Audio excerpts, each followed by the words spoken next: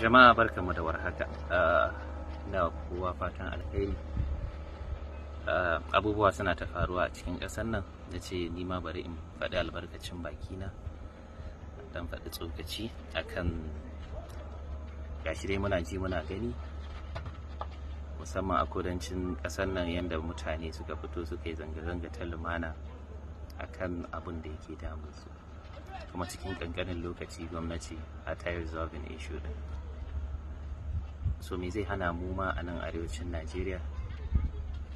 Mun san matsalolinmu suna da dama, amma akwai abin da ya ci mana tuwo a gwanya, musamman harkar insecurity. Na san wasu za su yi ta cewa ai mu ne muka ba da gudunmawa a bangaren waƙoƙi ta hannun harkar gwamnati, me isa yanzu kuma muka ƙi fitowa mai magana.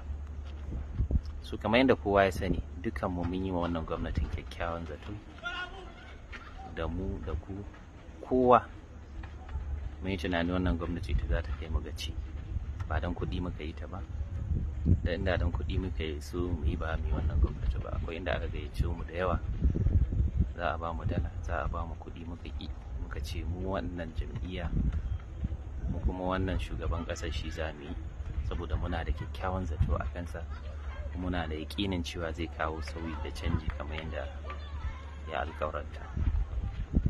So abubuwa sun faru, ko kuma in ce suna ta faruwa musamman a arewacin Najeriya. So ina kira ga mutanenmu, musamman mawaka, 'yan fim, celebrities, bloggers da sauransu, masu faɗa aji, masu ruwa da tsaki, kamar yadda yawancin suka fito, mu ma mu fito mu yi magana, mu zama muryar mutanenmu, musamman al'ummarmu da suke Katsina, mutanenmu da suke Zamfara da sauransu wa'inda ake kakkashewa. Abin tausayi, wasu sun yi gudun hijira sun bar gidajensu.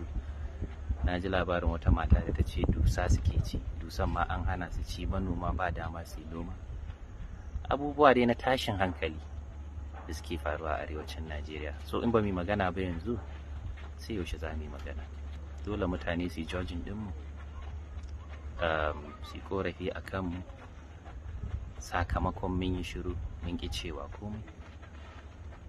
So ina kira ga duk 'yan uwana cewa mu fito mu ba da gudunmawa,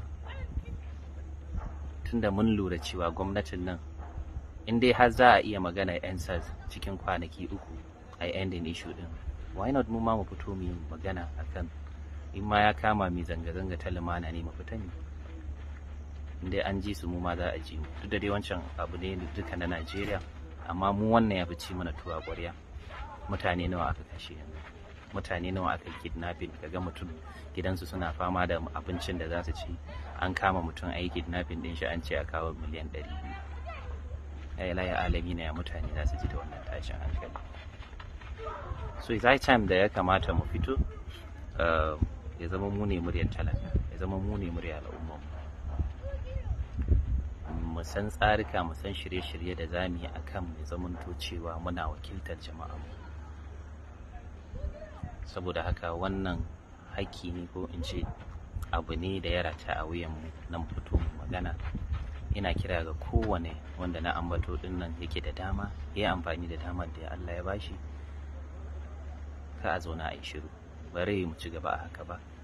Dole sai mun kai korafin mutanenmu, dole sai mun yi kai wa gwamnati kukanmu, domin ta share wa mutane hawayensu. Allah ya sa a ji mu, kuma muna nan muna shirye-shirye ta yadda za mu bullo al'amarin, insha Allah. Muna fatan kuma kowa zai ba mu goyon baya, in muka ce ga tsarukan da muka fito da su za a bi, da shawarwarinku, insha Allah za mu kai gaci.